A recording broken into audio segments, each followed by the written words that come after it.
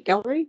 Welcome to this ordinary council meeting of the Shire of Serpentine Jarrahdale, being held on Monday the 16th of October 2023 in the Council Chambers, Civic Centre, 6 Patterson Street, Mundijong. I declare this meeting open at 7 p.m. I would like to acknowledge that this meeting is being held on the traditional land of the Noongar people, and we pay our respects to the elders past, present and emerging.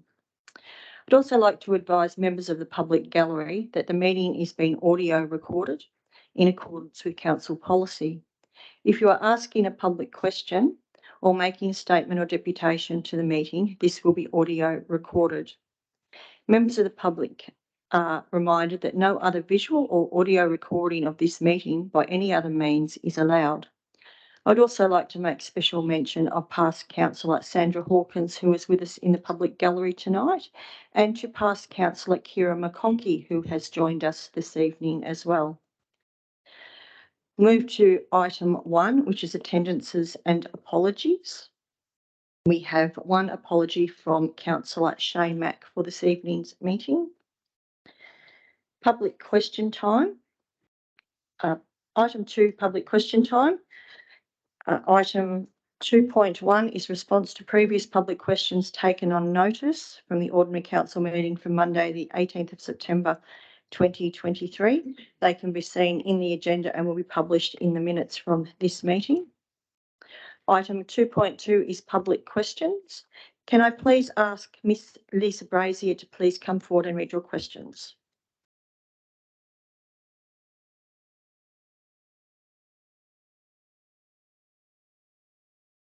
Good evening, Lisa Brazier, PO Box 18 Mundijong.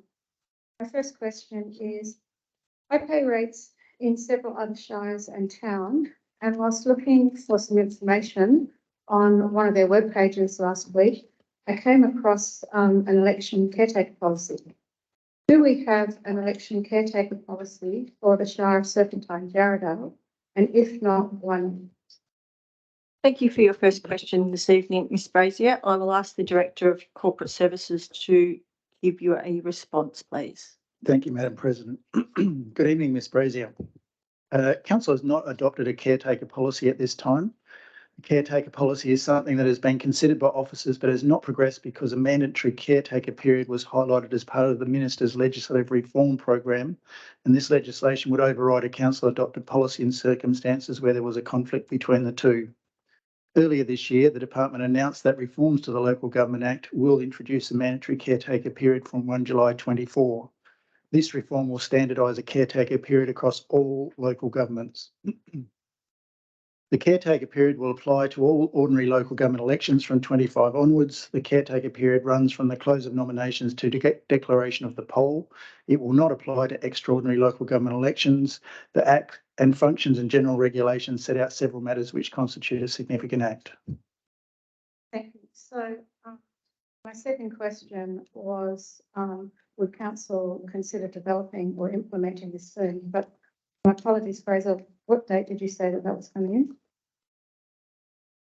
1 July 24. Thank you.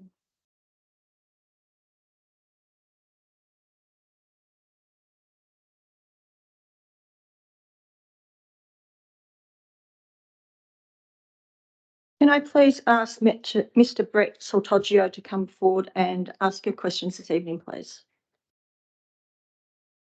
Brett Soltoggio, Lot 150 Hicks Street, Mundijong. My first question is, we received a letter from the Shire on the 12th of June 2023 for a proposed new secondary school. We spitted out submissions online prior to the closing date, 22nd of June. My submission was not on the list. As a reason for this. Thank you for your first question this evening. I'll ask the Director of Development Services to provide a response to yourself, please. Thank you, Madam President, and thank you for the question, Mr. Soltoggio. By way of background, officers were made aware of a missed submission on the 10th of October. This was immediately investigated and it was found that 7 online submissions had been inadvertently missed from the report, which was item 1013 and attachment to the schedule of submissions to that report. The Shire receives submissions in three main channels, being by direct email, hard copy, and online via the Your Say SJ webpage. On this occasion, the online channel was inadvertently missed. In order to address this error, an addendum to the agenda was published to councillors and uploaded to the Shire's website on the 11th of October. This contained a new updated report and new updated attachment 2, including all submissions received and their analysis. And we do apologise for this error. And I can advise that all submissions are included in the addendum report and attachment 2 as of 11th of October last week. You answered my second question in that one, so I won't bother asking them. Then there's 7 other submissions. Okay.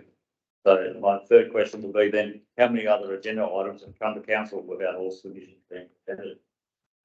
Thank you for your third question this evening that you have asked. I will ask the Chief Executive Officer to respond to it, please. Good evening, Mr. Stodgio. Thank you for the question. I will just answer the second question as well, if I can, because I think it just provides a bit more information. So 7 submissions have been originally missed. 4 of these submissions were in favour and 3 raised concerns. As the director said, all are now included. And we also contacted all the submitters and apologised to them and also advised them on how to get involved in the meeting.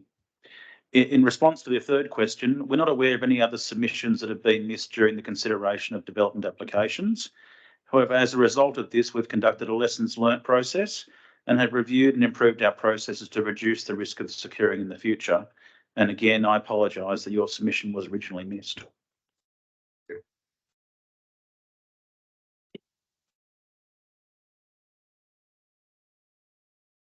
Members of the public gallery, under the Local Government Act, we are to allow a minimum of 15 minutes for public question time. We have not reached that time frame yet this evening, so I will call for public questions from the floor this evening. Mrs. Bond, please come forward and ask your questions.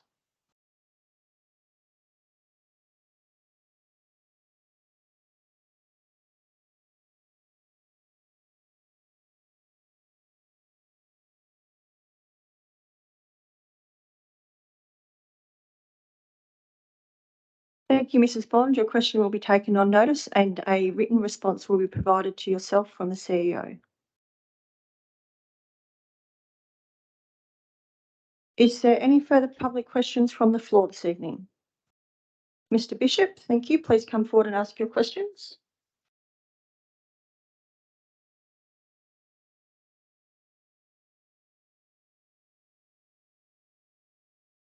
What restrictions does the local government impose upon volunteer firefighters affecting their right to vote in local government elections?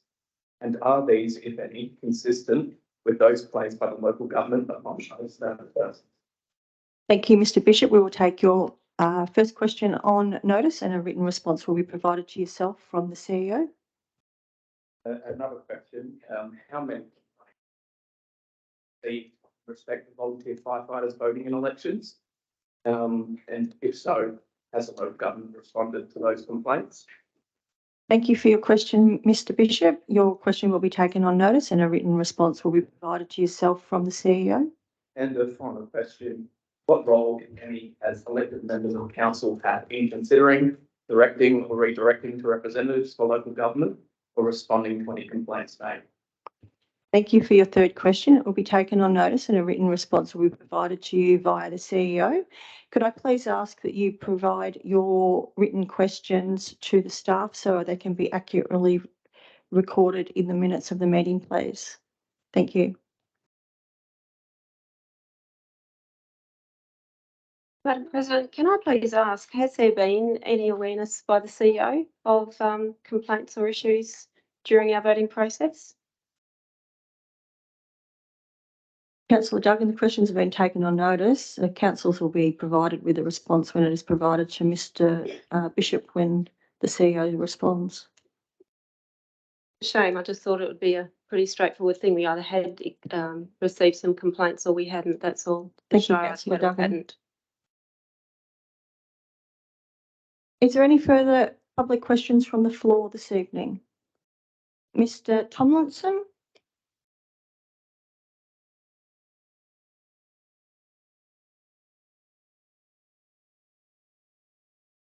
What's the cost for legal fees regards to the matter involving Australia or the President defending against the ratepayer and confirm whether the ratepayers are actually paying for this or not?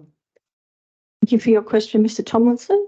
Your question will be taken on notice and a written response will be provided to you by the CEO. Thank you. The other thing too, question, how many lawyers have you actually employed in this court case? Thank you for your question, Mr. Tomlinson. A written response will be provided to you via the CEO. Mr. Tomlinson and Mrs. Bond, can we please ask that you provide a copy of your questions to the staff so that they can be recorded in the minutes of the meeting, please?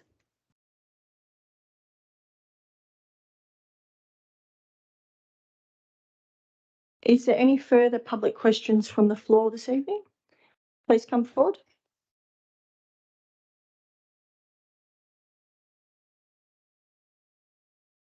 Yeah, there you go. I just want to find out, Can you please state your name? yes, for the Steve West minute? Hampton. Beg your pardon? Steve West Hampton. Thank you. I just want to find out why a lot of people in Byford are surrounding areas are trying to sell the houses and all that. And the R zones here, they're all in the grey area. The R zones, okay?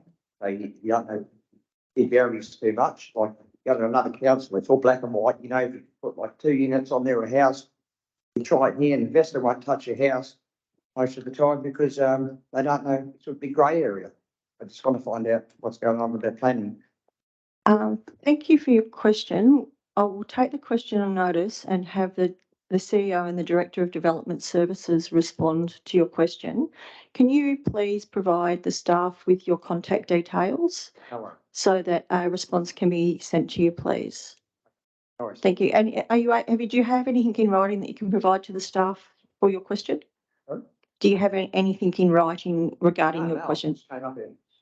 All right. Thank you. Yeah. Is there any further public questions from the floor this evening?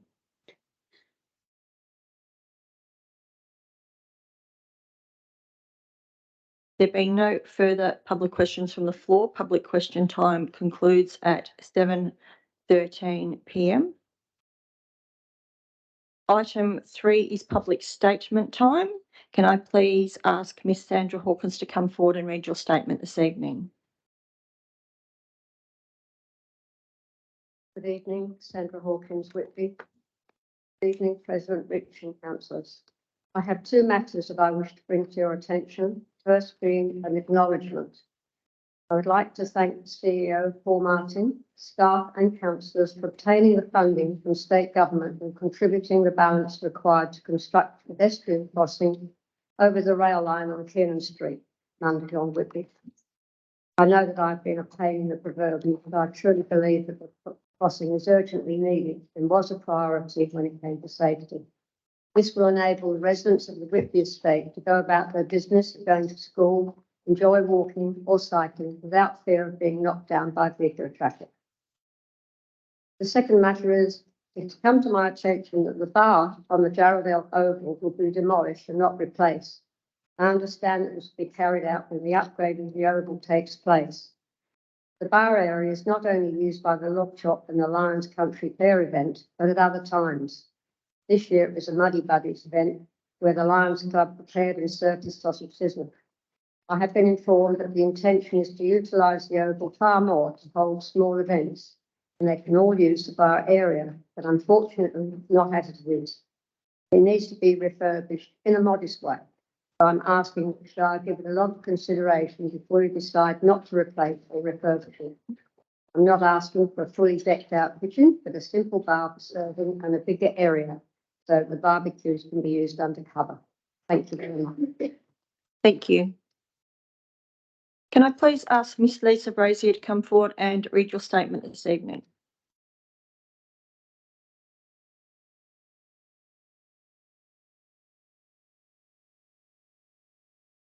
Most of my statement is possibly going to be dealt with the new legislation on the 1st of April. I am going to still read it because there are many councillors, both in the gallery and sitting at the table, who this will affect. And I'm hoping that if we have any input as a Shire into it, you get some understanding about what happens in other councils. So councillors, as per my question, I came across the caretaker policy on the Shire of Broom's website and then discovered Walbra also had a starting template. I'd like to request you consider developing such a policy for our Shire. The policy objective is to ensure the Shire's activities and those of elected members who are candidates in local government elections and undertaken in a manner that supports a high standard of integrity during local government election periods. The primary objectives of this policy are to avoid the council of the Shire making major decisions before an election that would bind an incoming council, prevent the use of public resources in ways that are seen advantageous to or promoting the sitting elected members who are seeking re-election or new candidates, and ensuring the Shire administration acts impartially in relation to candidates. The policy scope is that the policy applies during a caretaker period, which is generally from either the opening or closing of nomination, being 44 days or 37 days prior to the election day and ceasing 6 p.m. on election day, to cover decisions that are made by councils, materials published by the Shire, attendance and participation in functions and events, use of Shire resources and access to Shire information. If council was to consider such a policy, I would highly recommend that you review all other councils that have such a policy during the implementation of ours. For example, the City of Stirling has in theirs that elected members may not raise notices of motion during the caretaker period or propose notices of motion to be considered by council during the caretaker period. The CEO will ensure that considerations of any such notice of motion does not occur during the caretaker period. A notice of motion may be raised during the caretaker period if, in the opinion of the CEO, exceptional circumstances exist. So in regards to our agenda tonight, item 9.1 would be needed to be considered by the CEO to be an exceptional circumstance in order for it to make it onto the agenda. Most other councils have taken the basic Walbra template and added to it. They are all very detailed and cover a multitude of scenarios. Councillors, I feel that an addition to this type of policy would only enhance the Shire and lift our professionals. Thank you, Ms. Brazier. Can I please ask Mr. Brett Soltoggio to come forward and read your statement this evening, please? In regards to the proposed secondary school on Watkins Road, we're not in favour of the proposed secondary school on Watkins Road. There are major concerns regarding the groundwater consumption and the impact on the existing water table levels.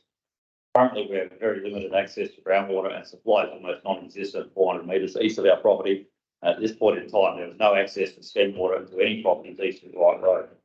Based on the fact that no water management plans have been provided in the submission, we appeal to council to consider either deferring this development or at least ensuring some restrictions to deal with the potential growth in student numbers are put in place to protect existing residents and their current water supply. I cite Hawke Grammar School's exponential growth as a case in point. The school started in 2006 with approximately 60 students and now has a population of 1,200 students, staff and relies on groundwater as really. We find it intriguing and baffling that two neighbours who have each just recently finished constructing granny flats were not permitted to connect to groundwater supplies and had to install independent rainwater tanks to service them. With this precedent being set, we were hoping that it is continued with the school and thus not affecting our groundwater supply. Also, the plan indicates water tanks on site, and there is no detail given as to how these tanks will be built. We strongly recommend that council address this issue and once the details provide, cap the total number of students and staff on site to a sustainable level of water supply. These tanks are built from groundwater. We request council to impose the relevant hydrological surveys for groundwater level analysis. Another concern we have is the traffic on Watkins Road, which is a major connector road from South Western Highway to Rockingham. Extensive heavy vehicle use. plan does not show any slip roads, nor does the school parking seem to adequately cater for all staff and students. We're concerned that if the cars begin queuing on Watkins Road, this will lead to traffic congestion and hazard. Finally, concerns us deeply that not all ratepayer submissions have been presented to council with the agenda item, and as such, we feel we cannot make an informed decision on this matter due to the officers not being able to address that concern. Thank you.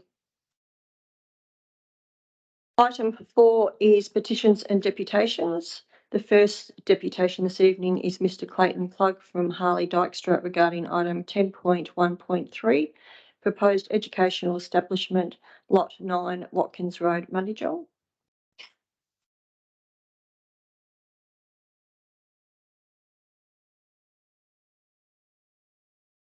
Good evening, councillors, council staff. Thanks for the opportunity to present to you tonight. Very quickly before I begin, I just want to congratulate the Shire on the recent gazettal of local planning scheme number 3. As a local Mundijong resident, as also as a planner, I know how much effort's been put into that, and so I do commend you all for the work done there. Anyway, as you're aware, I'm here to present on item 10.1.3, the proposed educational facility in Mundijong. Our client is very happy with the recommendation for approval, and thanks the officers again for their assistance in this matter. I would like to address a couple of matters in relation to concerns that were raised during public submissions. First, I just want to reaffirm that our client does provide a very important yet niche educational service that's tailored to the circumstances of individual participants in their program. They've been operating out of their Kelmscott premises for more than 20 years, and this ensures that they're both very accomplished at what they do, very experienced at what they do, and really do have a desire to grow their facility, be able to offer other types of education services that they cannot offer at the Kelmscott premises. So this factor, combined with a very strong staff to teacher ratio, given their immersive education experience that they offer, it will ensure that students are very well managed. So there won't be any antisocial concerns associated with this school. I've personally visited the Kelmscott school to sort of see what they do, and I'm willing to vouch for them as well in terms of their student management and the like. Concerns have been raised, to be heard tonight as well, in respect of the traffic impact. To that end, I'd like to reiterate this school will only accommodate up to 50 students. It's certainly not going to bring the traffic impact you'd observe at any traditional school, given its small size and the fact that Watkins Road is used to traffic levels much higher than what is being proposed. To that end, I fully concur with the comments in the Shire's report and recommendation before you this evening. I'd further like to note that any expansions, of course, would have to come before council for consideration if they were to occur, but the site itself is only limited in terms of what it can accommodate in any event. So 50 persons is really what they're proposing here. I'd also like to reiterate how well the site is suited to the proposed use. Specifically, they're looking for a site that allows them to pursue a more holistic approach to schooling, which they'll describe later, but they also want a site that can include elements associated with rural activities, whilst also being located near an urban town site such as Mundijong. The site can't be too large for management and other obvious reasons. It has to be accessible, suitable for development, and this site really does tick all of those boxes. So accordingly, our client's very committed to carrying out their education service at this site. They're also very keen on incorporating themselves into the local community, as they've done in Kelmscott, with surrounding rural businesses as well. And so this site and indeed this Shire are both very well suited to their needs and service they wish to provide.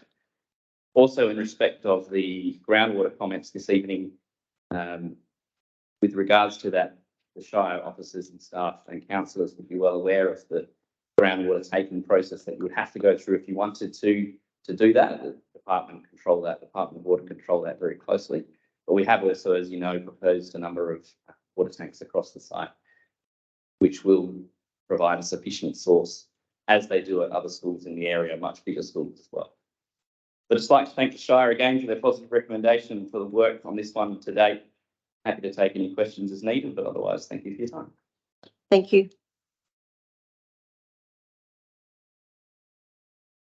Can I please ask Miss Gillian Porter from Harley Dykstra regarding item 10.1.3 proposed educational establishment, lot 9, Watkins Road, Mundijong, to come forward and present your deputation, please.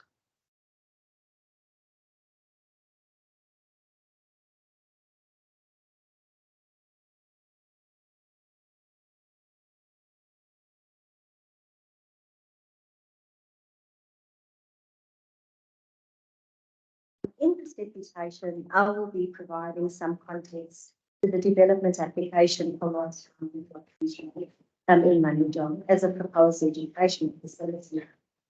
Serpentine Community High School is a very small private community high school, historically formed in the year 2000 for students at risk of losing their education.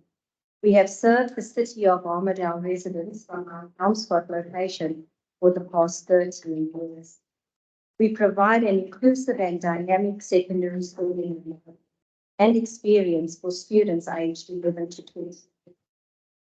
Our philosophy is best realized in community by staff who are passionate about our mission to engage or re-engage young people with quality educational programs and welfare services that promote the values of learning, inclusivity, tolerance, acceptance, and belonging. It is in conversations with members of the wider community that we have come to realize the extent to which the services of Sowilo are needed beyond our current location. We hear the appeals, anecdotes, and desperation from families who simply do not know how next to help their children who have disengaged due to bullying, mental health, learning and behavioral disorders, developmental disorders, and complex trauma. Our approach is restorative.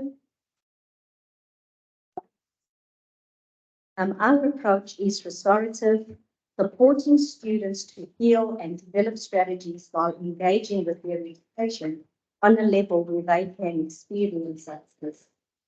Each student has an individual education plan to direct our teaching and our welfare services to promote engagement and learning.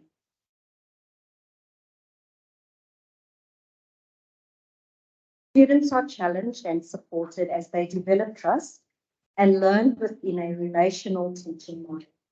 It is only through this process that new neural pathways are developed, which facilitate growth and development. Students are actively engaged and encouraged to participate in society, and many students move on to further adult learning, employment, and apprenticeships. It is the vision of Sowilo Community High School to extend our education and counselling services through programs that allow students to experience the connectedness to the natural environment, which is integral to the growth of young people, and land provides stability, grounding our homelands.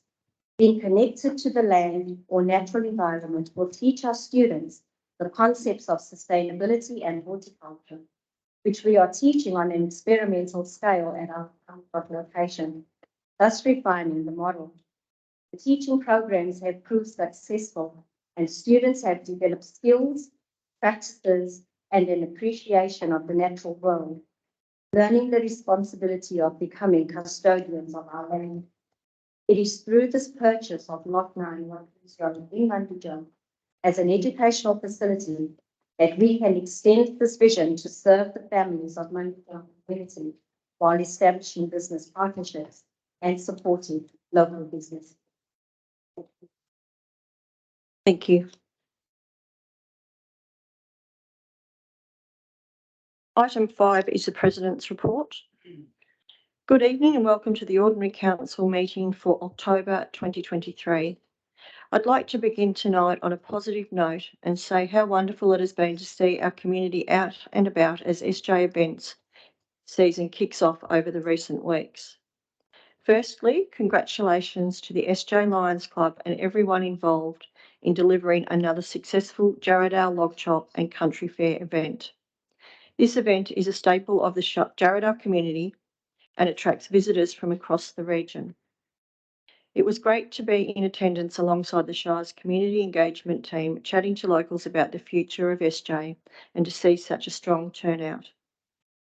Another congratulations goes to all involved in last week's Community Night Festival here at Mundijong Oval. It was wonderful to see the community gathering to launch the Shire's major events season and embracing the theme of community safety on the night. Next on the major event calendar is the Serpy Sunset Cinema at Clem Kentish Oval on the 11th of November 2023. Please visit the Shire's website for further details. Moving on, it has been a big month of news for our Shire, headlined by the gazettal of our new local planning scheme number 3. This new scheme replaces the almost 35-year-old town planning scheme 2 and will guide the Shire's future development and ensure Serpentine Jarrahdale is equipped to facilitate the rapid levels of growth expected in the coming years. Local planning schemes serve as vital tools for managing and improving land use within our jurisdiction, and we are proud that this new scheme will be one of the most modern and contemporary documents in Western Australia. In other news, final concept plans have been released for the next stage of the Byford Skate Park. It's great to see these final plans incorporating the vision of the young people who use the facility most. And I look forward to seeing new life breathed into this youth hub. Construction for the skate park upgrades is expected to begin in November. Stay tuned to the Shire's website for more information. The weather is warming up, and with the southwest bushfire season fast approaching, now is the time for us all to ensure our properties are prepared in the event of an emergency. Bushfire mitigation officers will begin conducting fire break compliance assessments as of the 1st of December 2023, and over the coming weeks, the Shire's communications channels will be promoting bushfire safety across SJ. Being bushfire ready is a shared responsibility that falls to us all, and it's up to each of us to do our part in keeping our community safe this summer. More information on fire and emergency management can be found on the Shire's website. Lastly, I'd like to close tonight by acknowledging the closure of the Shire's Waste Transfer Station and Recycling Centre as of last week, following the discovery of asbestos at the facility. I understand and apologise for the inconvenience this has caused across our community. However, the health and safety of Shire staff and residents remains our utmost priority during this time. The Shire is committed to addressing this issue as safely and quickly as possible. Please stay tuned to the Shire's communication channels for the latest updates on the situation. I would also like to acknowledge this evening the passing of Mr. Mac Lightbody, who was 3 months shy of his 100th birthday as a long-term resident of the Shire, who was born and bred. I'd just like to acknowledge his passing. As always, my full calendar can be found on the following pages. Given tonight is the last OCM before the October elections 2023, we have 3 councillors this evening that are retiring, and we have a small presentation and gift. So I will actually call each of you up individually to receive your gifts and recognition, please.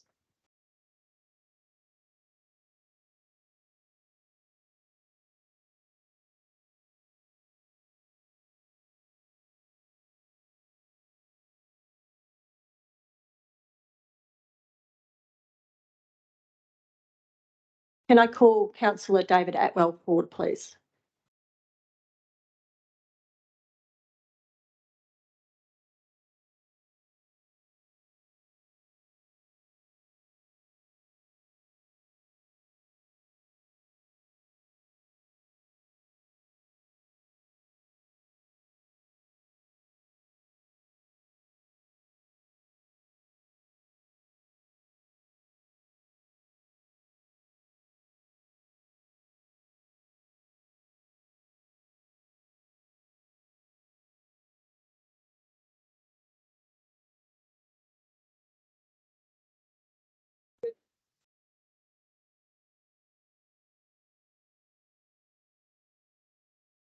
like to acknowledge the service that Councillor Atwell has given to the Shire over 10 years of being an elected member. 6 of those years he has served as the Deputy Shire President and has represented the Shire on numerous community groups and committees of council in that time. Thank you very much for the service. Would you like to say anything? Oh, yeah, I'd just like to say it's been an honour to serve the community. Sometimes thankless, but generally, like any community, the vast majority of the community are good people, and to serve them is quite an honour. And to be elected by people in the community is also an honour. And I'd like to thank the councillors. Some we've had our ups and downs. I won't admit we haven't. I won't deny we haven't. But in general, it's been a really good and very worthwhile venture. Thank you very much.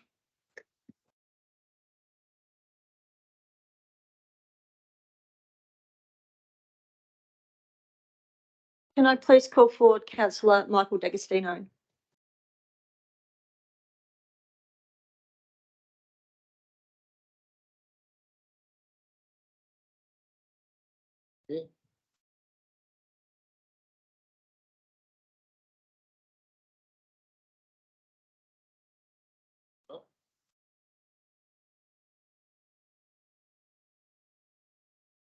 Councillor D'Agostino has served on council for 4 years. In that time, he has represented the Shire on a couple of community groups and on the Equine Advisory Group to council, and has had a huge amount of input through that area into the Shire and our equine community. Would you like to say a few words? Thanks, Michelle. I've really enjoyed it. I mean, I think it's one of those experiences that has some challenges, and it's been a real eye opener. But I commend it to the candidates that are here tonight, because I think you can add a lot of value, and you can try and make a difference, and hopefully you can make a difference. And I'd really like to thank my fellow councillors.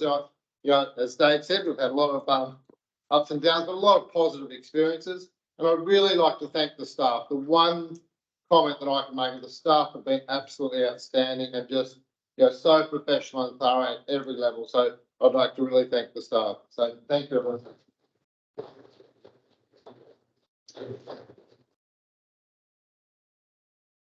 I call forward Councillor Dean Straughtons, please.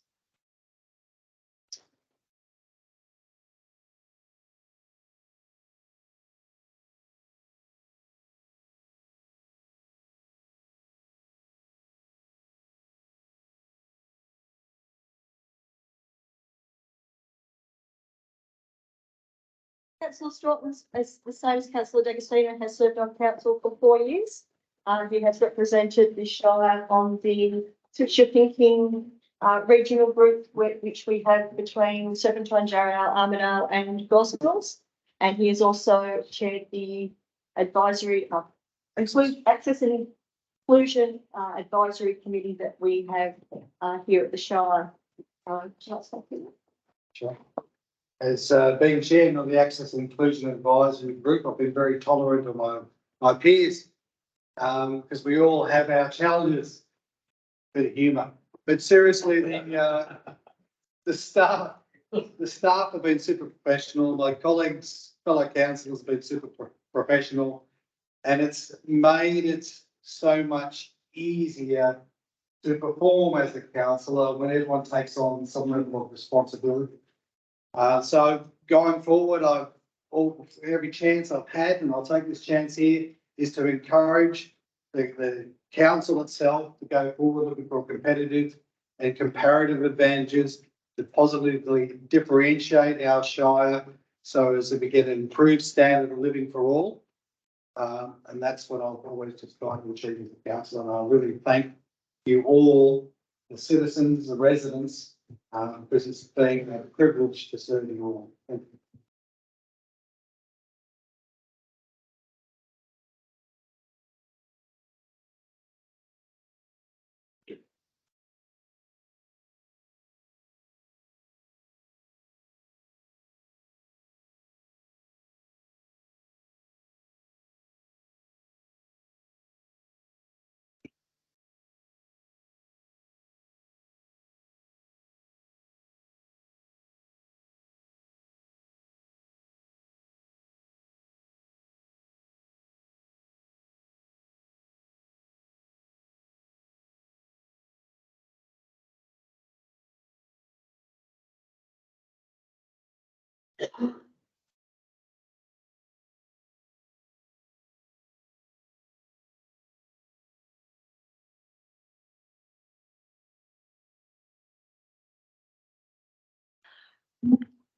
Thank you, ladies and gentlemen. Can you please join me one more time with a warm round of applause for our 3 retiring councillors?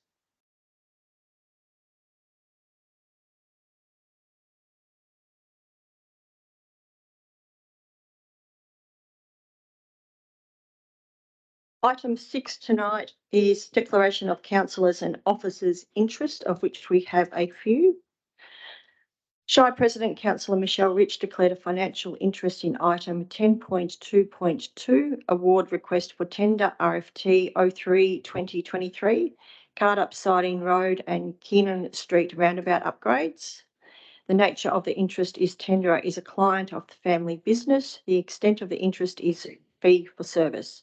Councillor Rich will leave the meeting while the item is discussed.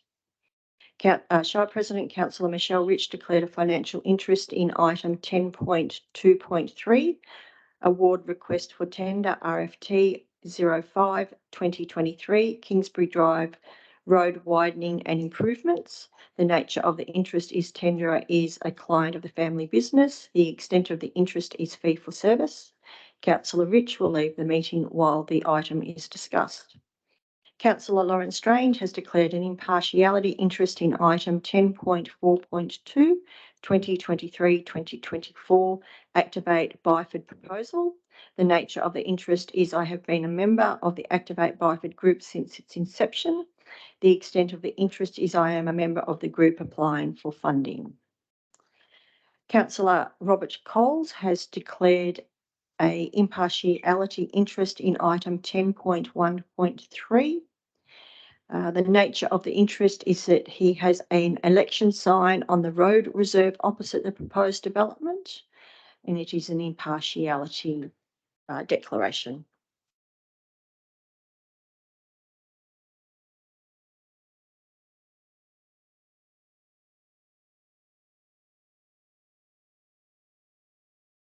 Item 7 is confirmation of minutes of previous council meetings. 7.1 is the ordinary council meeting held on the 21st of August 2023. Can I please have a mover for these minutes? Thank you, Councillor Bias. Can I have a seconder, please? Thank you, Councillor Atwell. Is there anybody opposed to these minutes? Motion is carried unanimously. Item 7.2 is a special council meeting held on the 11th of September 2023. Can I please have a mover for this motion? Thank you, Councillor Bias. Can I have a seconder, please? Thank you, Councillor Atwell. Is there anybody opposed to these minutes? Motion is carried unanimously. Item 7.3 is the ordinary council meeting held on the 18th of September 2023. Can I please have a mover for this motion? Thank you, Councillor Coles. Can I have a seconder, please? Thank you, Councillor Bias. Is there anybody opposed to this motion? Motion is carried unanimously. Item 8 is receipt of minutes or reports and consideration of adoption of recommendations from committee meetings held since the previous council meeting, of which there is nil. Item 9 is motions of which notice has been given. Item 9.1, notice of motion, consideration of negated motion, Jarrahdale pedestrian improvements. I will move this motion. Can I please have a seconder? Just to clarify, we're moving part 1 first. Part 1 Yep. first, thank you. Thank you, Councillor Bias. Madam President, quick question if I could, Councillor Scottons. Question is, this council approved government funding we had for footpaths in this area. Does this butt up to that, or what's the relationship there? It is a continuation of one of the footpaths that was built the last financial year or the one before with the funding that we received from the federal government. Thank you. Thank you. Madam President, could I ask a question, please? And apologies, I've read the paper a couple of times, but I still can't clarify. Why is it that we are going forward with, or what's the proposal of going forward with this one footpath as opposed to looking at the totality of our footpaths as under in the PCF as was resolved? What's the differentiation? Thank you for the question, Councillor D'Agostino. As the motion that was set at the September meeting that was moved by Councillor Mack and seconded by Councillor Duggan states that Council requests that the asset management plan for footpaths be brought to a policy concept forum for discussion in the first instance, with a report to be presented back to Council. We did discuss that at the policy concept forum that was held on the 2nd of October. And it has been made clear through the questions that were asked at the 18th of September OCM and at the policy concept forum that although it is an asset management plan that needs to be put in place, we do not have the resources or the funding to actually put that in place at this point in time. So through the 2024-25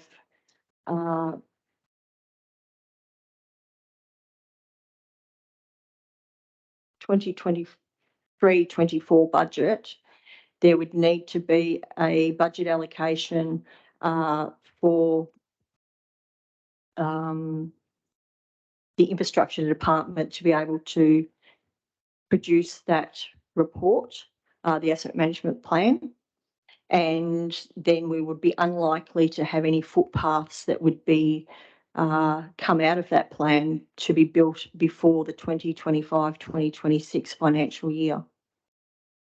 Thank you. Madam President, I have a question if I may. I note in that previous motion it requested that it be taken to a PCF and then a report come back to council. I don't recall seeing a report come back to council. Has that been done, please? No, the report has not come back to council at this point in time, Councillor Duggan. The information that the officers have provided to all councillors through the policy concept forum was that the report would come back that it would basically, there would be funding needed to be allocated through the 2024-25 financial year for that asset management plan work to be done, and the time frame to do that, we would not see any priorities come out of that report before the 2025-26 financial year. Thanks, Madam President. But just being just to confirm, that report hasn't been made in writing. That was only from discussion from our PCF. Is that correct? That is correct.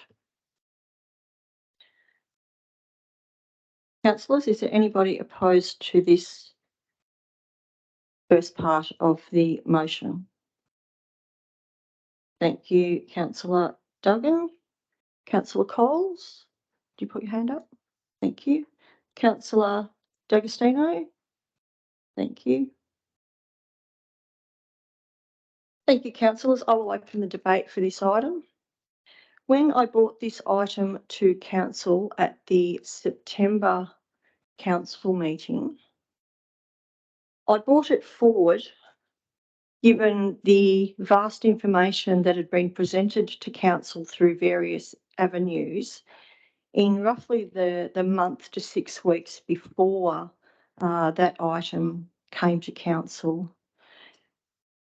We had had a presentation from Main Roads who came and presented to council over the Tonkin Highway extension and where they were up to, what that would mean, roughly what they showed us, what they have as a concept design or the design that they have at present for it.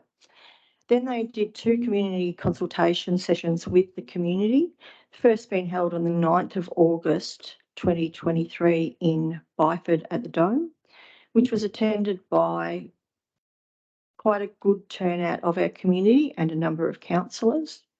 They held a second community engagement session on the 12th of August that was held here in Mundijong, which again had a good turnout of our community members that turned out to ask questions and have a look at what the design was that was being put forward. I attended both of those briefing sessions that they put on for the community engagement and spoke at depth with the main roads people that were on the design team that attended those meetings, and asked a number of questions around the concerns that the Jarrahdale community had in the construction and the extension of the Tonkin Highway and what that would mean for traffic on Jarrahdale Road, and especially what that would mean for the heavy vehicle traffic on Jarrahdale Road. Then on the 4th of September, Council, through a policy concept forum, were given a presentation and an update from officers for the Jarrahdale Heritage Park Business Case 2023 that was presented with the information. And the only thing contained in this update for Jarrahdale Road was the formalisation of the road crossings and or slow zones suggested only requires expert traffic advice. So there is nothing in that business case that will see any funding allocated or any design work or anything undertaken for Jarrahdale Road as it stands at this point in time.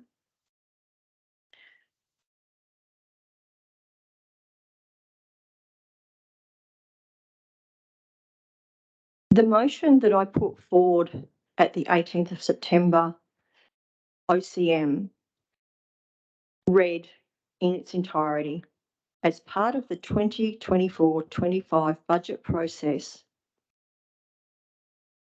that Council requests the Chief Executive Officer prepare and submit a business case for funding consideration by Council to design and construct approximately 53 metres extension to the footpath on the south side of Jarrahdale Road, opposite the Nettleton Road intersection as shown in attachment 1, to provide safe pedestrian access for visitors and residents of Jarrahdale.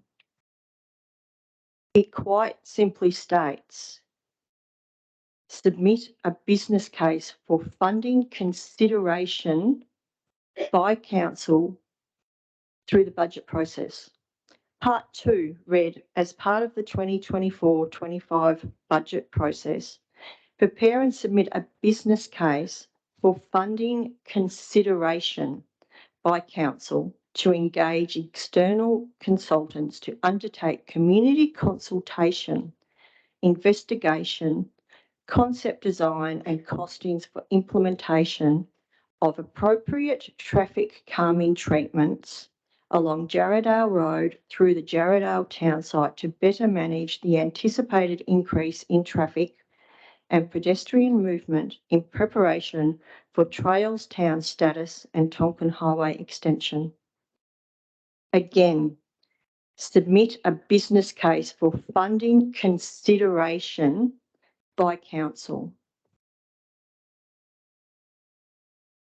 Now, I can't speak on behalf of councillors for other councillors. I don't know whether they have actually read the item that was put to Council on the 18th of September, or if they did not understand what they were reading. But I have concerns when I read on Facebook responses to community members that read that the funding would come out of the 24-25 budget. That is not the case. That is not what was written in the motion that was put forward. It was put forward for consideration by Council. That means that the officers prepare some information and it is given to Council through the budget process, along with a lot of other projects across the Shire, for Council to consider. It doesn't say council will commit the funding. Same for the second part. I'm also concerned when the second part of the motion that was put forward reads to undertake community consultation, investigation, concept design and costings for implementation of appropriate traffic management, traffic calming treatments along Jarrahdale Road. Councillors are not experts in this field. What we look at is whether there is a need there. We look at what the community's input has been, and over significant years, we have been told time and time again by the Jarrahdale community that they have grave concerns over what is going to happen to Jarrahdale Road and what is going to happen once the Tonkin Highway extension comes through and with the traffic management through the Trailstown status. Now, when a councillor posts on Facebook that they can't support something like this because they don't believe that traffic calming should be put in place because it could slow down or hinder emergency service vehicles that use the road.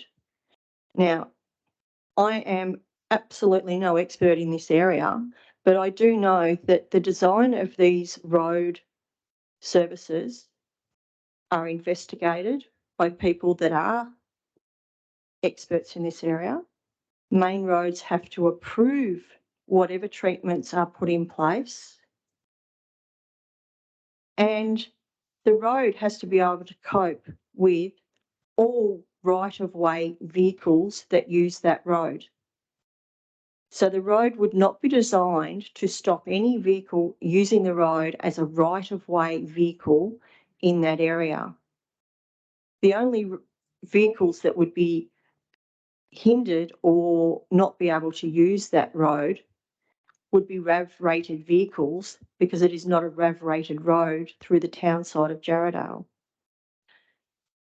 So given the fact that we have some misunderstanding from councillors, I actually think this item needs to come back to council, and I think council need to be able to have a look at what the original motion was, and it needs to be able to make a decision based on proper, accurate information to be able to put this item forward so that it can be considered by council through the budget process for the 2024-25 budget timeframe. Thank you, councillors.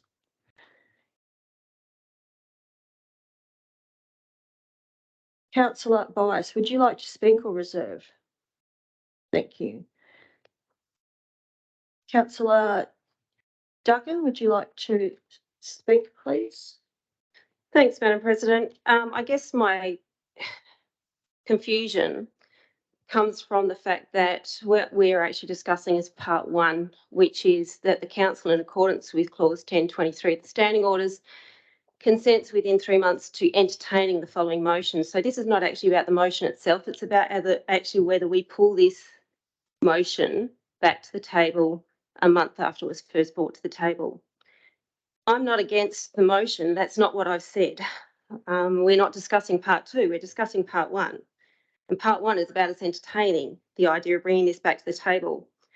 And good governance always tells me that we follow the process. And the process, according to the motion, was that it goes to a PCF and then we get that in writing brought back to us as a report. I certainly don't like to sign things without having them well written in front of me and having time to peruse them first.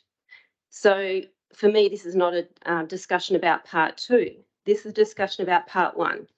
Should this be coming to the table for entertaining this evening, only a month after it was discussed previously? And that's what I don't agree with. And that is why I've opposed the motion that's been put forward. Thanks. Thank you, Councillor Duggan. Is there anybody else that would like to speak for the motion? Councillor Stortons? Thank you, Madam President. I do note here that part one is asking for a business case, and I think it's important that I point out that this footpath extension that's being proposed would provide extra access to a restoration recovery centre that's in the bush there for military persons, that the road comes out to Jarrahdale Road next to Nettleton Road, about that location. And sometimes those persons making use of that centre are mobility challenged. So this footpath would be a great asset to those people who are receiving support from the Restoration and Recovery Centre. Thank you. Thank you, Councillor Strawtons. Councillor Coles, would you like to speak against, please? Thanks, Madam President. I'll be brief because you make some very salient and very good points. But I guess for me, it's a process. Part one, which requires an absolute majority, is purely to negate the motion that was passed in a proper process at the September meeting. I do note that as per the motion that was passed, ultimately in the September meeting, was it for it to come to a PCF and then a report to be made. Now, it did come to a PCF, and I acknowledge the good work that was done at that PCF. But I guess for me, we're trying to negate a motion that really never actually happened. And the reason I say the motion never happened is because a report was never provided. It is very dangerous, I think, to go down the path of relying on decisions to be made from PCFs. The reason I say that is because PCFs are closed to members of the public. PCFs are behind closed doors, and in the interest of transparency and integrity and openness, any decision that we make as councillors, and if you don't necessarily agree with my sentiment in regards to that, that is unequivocal in the Local Government Act. So I guess for me, we're concentrating now on part one only. There may well need to be a footpath. There needs to be footpaths in other parts of the Shire. And the thing that springs to mind immediately for me is the caravan park on the Southwest Highway in Serpentine. When we talk about people with mobility issues, that for me looms larger than the Veterans Transition Centre. And certainly after speaking to Greg Green, who's the CEO of the Veterans Transition Centre, he has never ever raised a point to me about a footpath being required in that location. But certainly after door knocking the caravan park in Serpentine, I would say that there is a need there for a footpath for people into town. But let's park that to one side for the moment, because I think it's quite easy to get caught up in distractions. What we're looking at purely here for the absolute majority is to negate the motion that was legitimately passed at our previous OC in September. So we can park the second part for the moment, but let's just concentrate on part one. Let's look at the governance. Let's look at our standing orders. Let's look at what we are here to do. We have to make good decisions.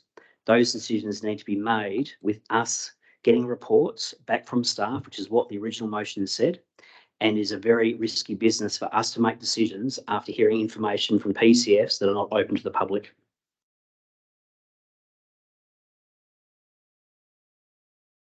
Thank you, Councillor Coles. Is there anybody else who would like to speak for the motion?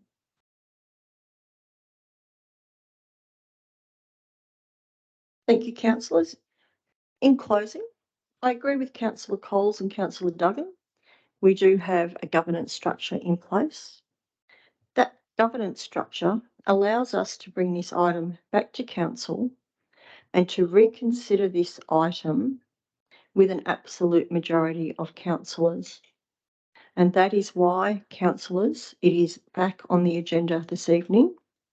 Given the information that has been published, given the information that has been received from officers to councillors, and given the fact that the motion that council passed at the 18th of September OCM is a much needed motion, and the asset management plan for footpaths is very much needed in the Shire. But it also quarantines the Shire from being able to do any footpath work across the Shire until at least the 2025-26 financial year. There is a number of footpaths, as has been raised by councillors across the Shire, that need attention. And if we are going to sit back and not have any footpath work done for at least a minimum of 2 years, I actually don't see us as representing and doing what is in the best interests of our community in that space. Thank you, councillors. Sorry, Madam President, can I ask a question? And I'm not sure whether you can answer or whether perhaps the Director of Councillor Infrastructure. Coles, a closing Okay. debate has been made, so I'm sorry, a question Okay. can't be asked at this Thank point you. in time. All those in favour of part one of the motion of what we have before us, please raise your hand. Thank you. All those against? 2, 3, 4. Motion is lost because it needs an absolute majority of 5 to pass. Thank you, councillors.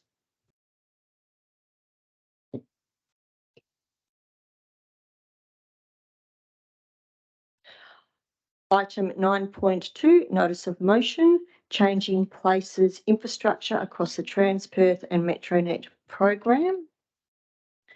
Can I please have a mover for this motion? Thank you, Madam President. I'd like to move the officer's recommendation.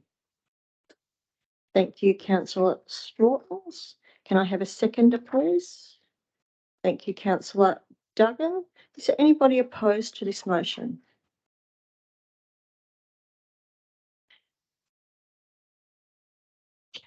CEO and the Director of Development Service, can I please ask a question before we take it to the vote?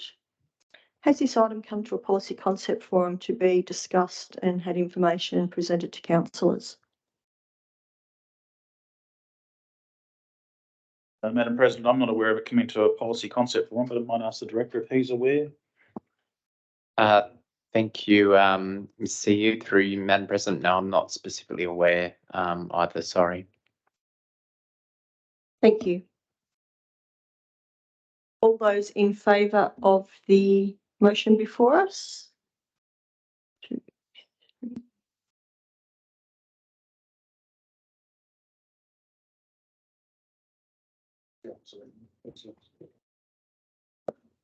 Sorry, councillors, I'll call again. All those in favour of the motion? 1, 2, 3, 4, 5, 6. Thank you. All those against? 2. Thank you. Motion is carried 6-2. Item 10 is Chief Executive Officer reports. 10.1 is Development Services reports. 10.1.1 proposed road naming application lot 9013 Haywire Avenue, Whitby. Can I please have a mover for this motion, please? Thank you, councillor Bias.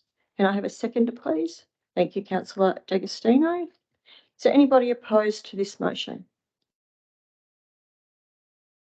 Motion is carried unanimously. Item 10.1.2, proposed amendment to development approval, which has lapsed. Amendment to extend substantial commencement timeframe of service station, car wash, vehicle service, tyre centre, showroom, restricted retail and car park. Lot 3, 104 Larson Road, Byford. Can I please have a mover for this motion? Thank you, councillor Bias.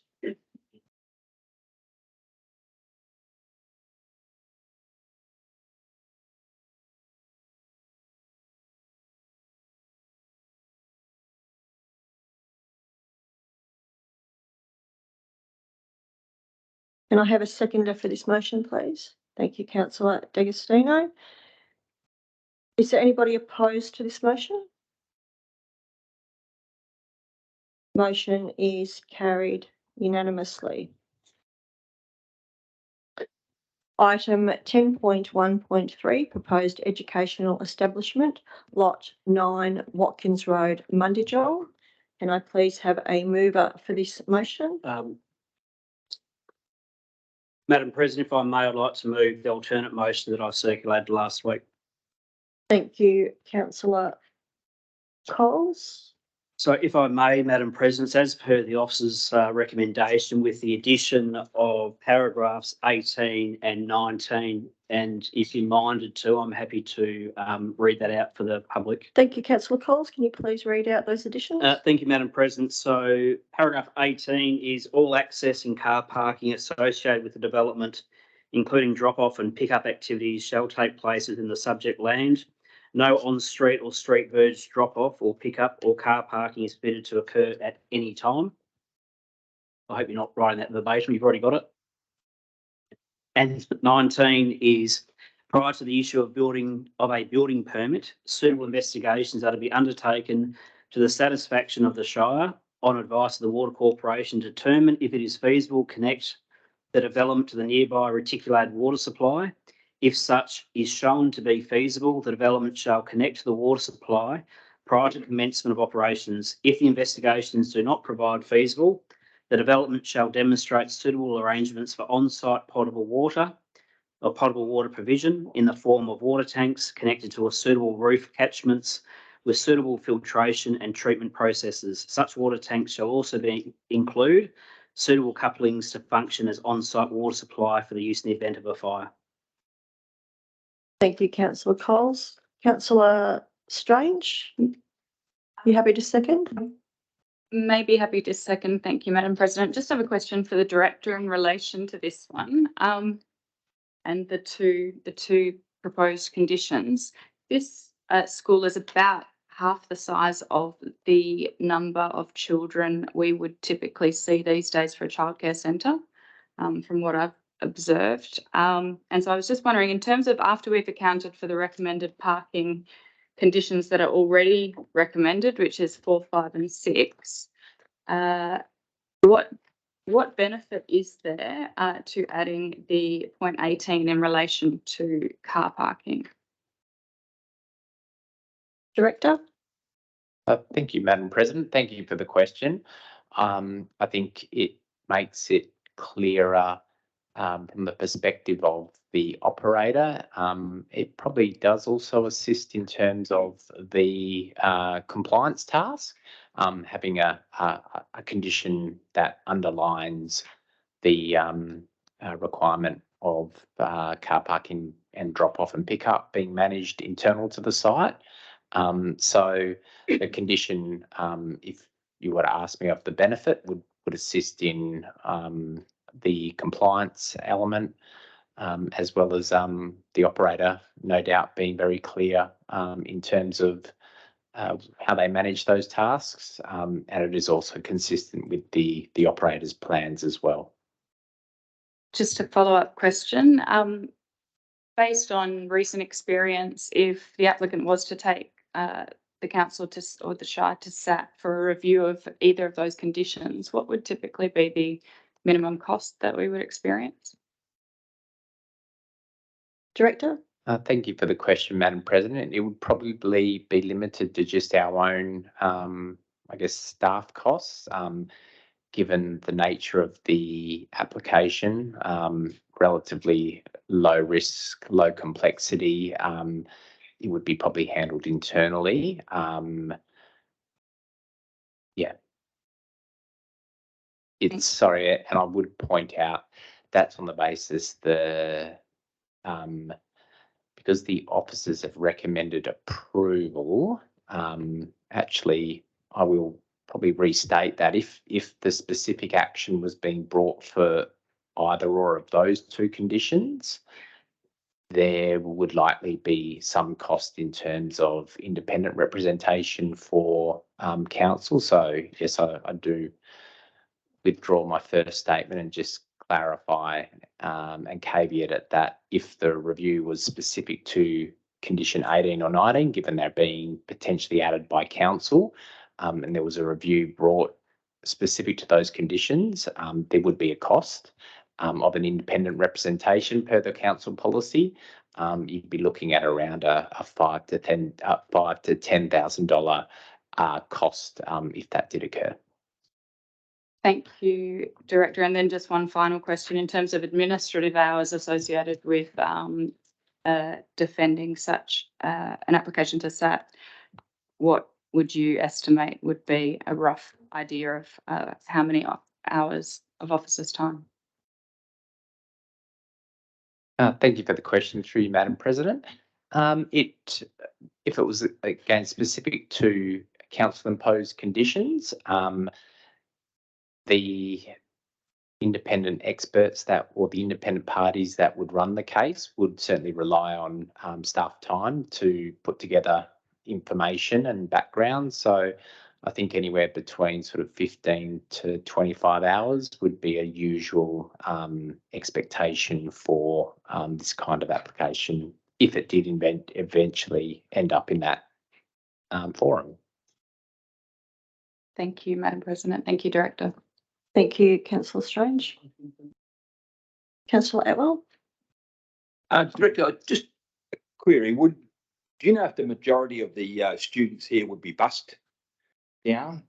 I would have thought coming from, generally, I guess they're from the Kelmscott area or down that northern, not many would be actually local people.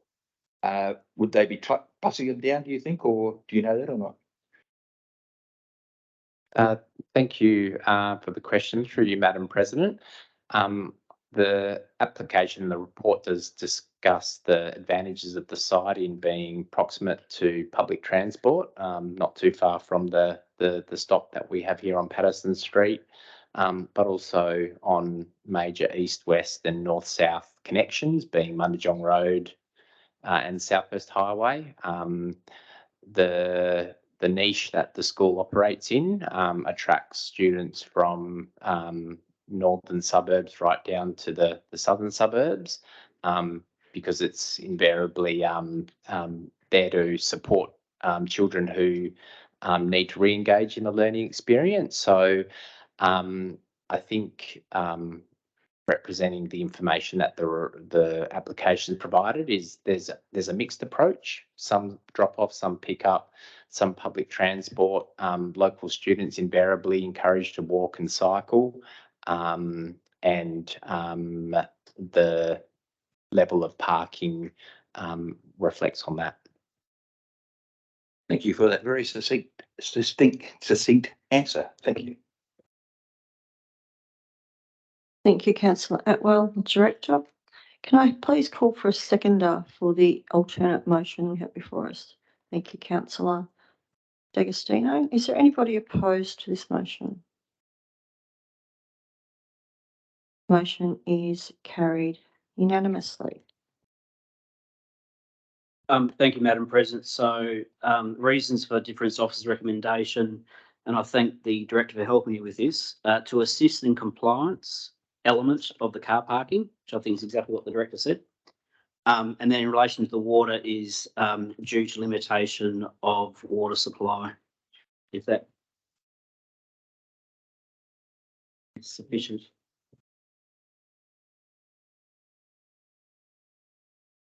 So assist compliance of a car parking, assist compliance element of the car parking, I think is what the Director said, and then due to limitations of permanent water supply or water supply.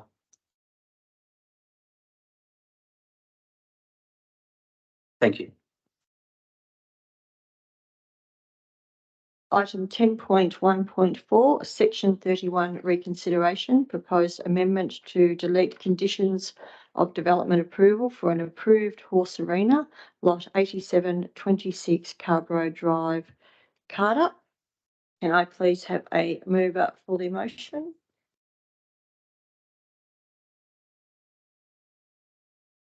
Thank you, Councillor Duggan. Can I have a seconder, please? Thank you, Councillor D'Agostino. Is there anybody opposed to this motion? Motion is carried unanimously. Item 10.1.5, Shire of Serpentine Jarrahdale Cat Local Law 2023. Can I please have a mover for this motion? Thank you, Councillor Duggan. Can I please have a seconder? Thank you, Councillor Bias. Is there anybody opposed to this motion? Thank you, Councillor Strawton. Councillor Duggan, would you like to open debate, please? Thanks, Madam President. Certainly, it would be nice if, as our residents tell us often, cat laws could be made a little tighter so that cats had to remain on the property of their owners I believe, based on what the officers have told us previously, but also when we assess the other local government areas' features of their cat laws, that this is as stringent as what we can be. So for that reason alone, I begrudgingly put forward this motion. Thanks. Thank you, councillor Duggan. Councillor Bice, would you like to speak or reserve? Thank you. Councillor Straughtons, would you like to speak, please? Thank you, Madam President. Yes, that's my understanding as well, that this is as stringent as we can be when we look at the Cat Act. Therefore, the reason I'm objecting though is because I see this as one example and yet another example of an agenda item that comes to council where we ought to be seeking to add value, to differentiate, to provide better for our community. We have in this area a hell of a lot of native animals. They even make their way into Byford area and they don't last long because of the local cats. I have a light sensor camera outside of my house and all during the night there are cats patrolling everywhere, eating up all the native animals they can. And I believe that if we found a way to lobby the state government to get some sort of exclusion or alternative method to constrain cats to the property as happens in councils all over Australia, then we would provide better for our community by having more native animals, bandicoots, numbats, etc., running around our community, which are value adding to our community, would positively differentiate our community and overall add value instead of us being yet another community that has cats running around eating the flora and fauna. When we have arguments in Jarrahdale, for example, particularly about preserving the trees, I think we would have more credibility if also we were preserving our native animals that try to live in those trees and that bushland. So that yet again is another reason why we ought not be just following along and having a cat act that's the same as what might exist in Cottesloe. We are a different community with a different geography, so we should be trying to provide better for our community. Thank you. Thank you, councillor Straughtons. Is there anybody else who'd like to speak for the motion? Councillor Duggan, would you like to close, please? Thanks, Madam President. Certainly, as I said, I support this motion somewhat begrudgingly, knowing that it is not as strong as what our residents are telling us that they want for their local cat laws. And I certainly hope that by supporting this motion, it doesn't restrict our ability to advocate the state government for more stringent state laws in the future. Thanks. Thank you, councillor Duggan. All those in favour of this motion? 2, 3, 4, 5. All those against? Motion is carried 5-3. Item 10.1.6, Shire of Serpentine Jarrahdale Dog Local Law 2023. Can I please have a mover for this motion?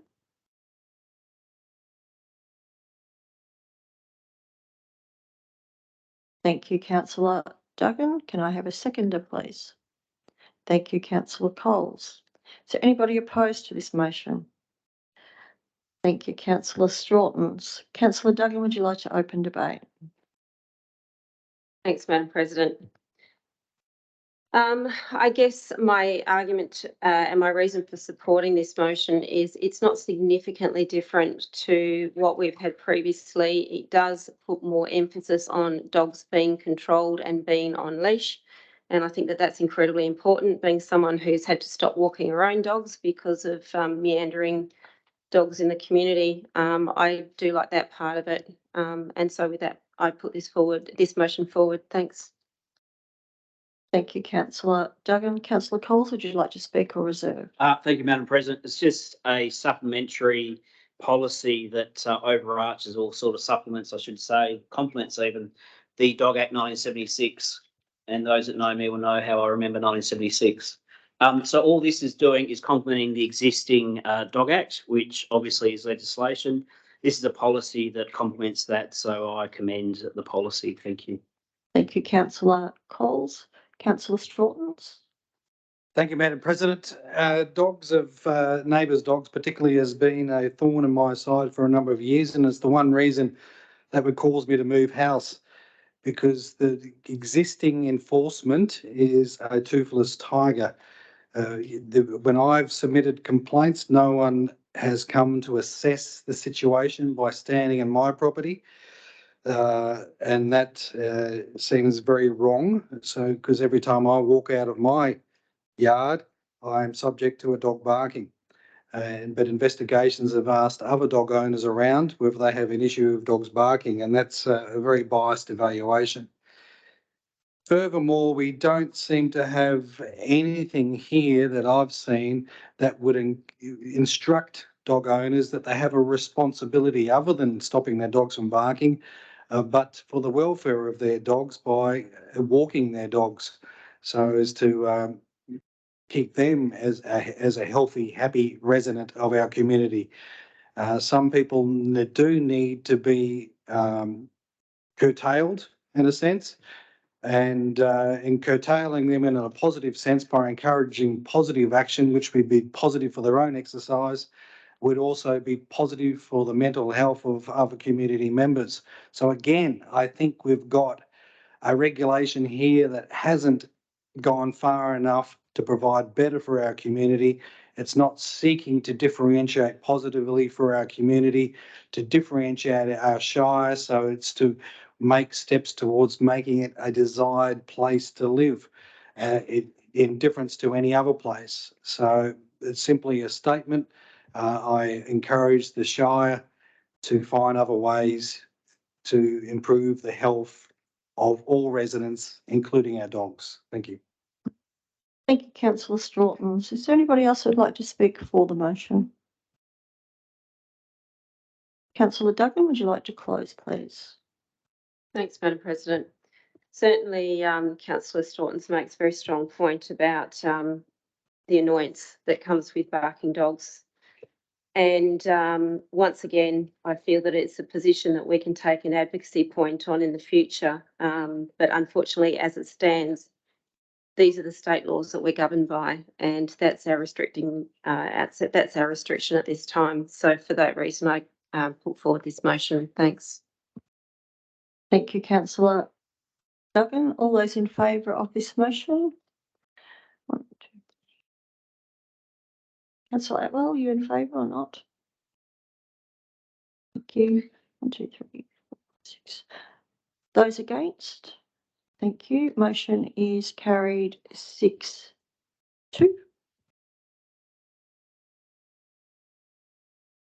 I saw your hand up, councillor Strawtons. Item 10.1.7, nomination of interim alternate members for the Minister of Planning's consideration to the Metro Outer Joint Development Assessment Panel.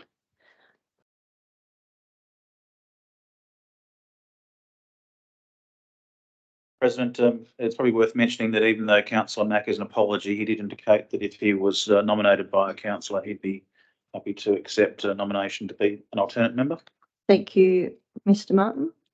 Do we have any nominations from the floor from councillors? Obviously, councillor Mack has put himself forward as one of the alternate members.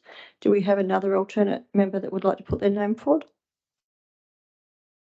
Madam President, I'm happy to put my name forward if required. Thank you, councillor Duggan. Can I please have somebody move that councillor Mack and councillor Duggan names are put forward for consideration to be appointed as interim alternate members for the Metro Outer Joint Development Assessment Panel, please? Thank you, councillor D'Agostino. Can I have a seconder, please?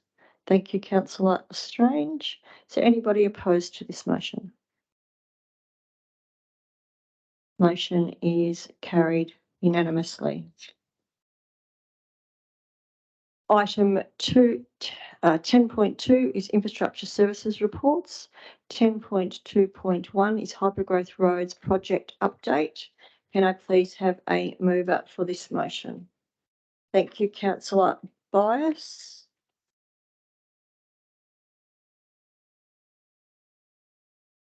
Can I have a seconder, please? Thank you, Councillor Duggan. Is there anybody opposed to this motion? Motion is carried unanimously.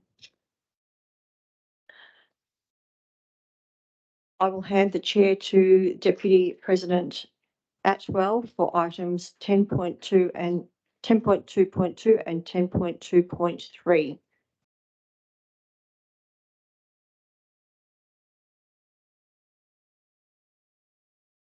Thank you. May as well take advantage of my last chance to chair the meeting. 10.2.2 award request for tender RFP 03-2023 Cardup Siding Road and Kern Street roundabout upgrades SG 4218. Could I move for the motion? Thanks. Councillor D'Agostino and seconder Councillor Strawtons. Is there anyone opposed to the motion? Nope. Passed unanimously. Get there in a minute. Hang on, what's the Oh, got it. Yep, sorry. Okay, 10.2.3 award request for tender RFT 05-2023 Kingsbury Drive road widening and improvement SJ 4225. Can I move for the motion, please? Councillor Bias, a seconder, please. Councillor Strawtons. Anyone opposed to the motion? Motion's passed. That was short and sweet.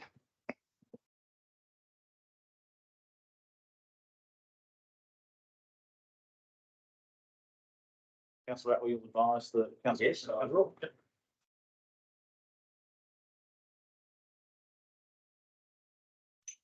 Okay, Madam President, just for your information, 10.2.2 was unanimously passed. 10.2.3 was also unanimously passed.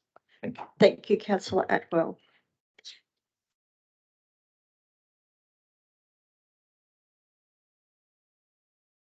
Item 10.3, corporate services reports.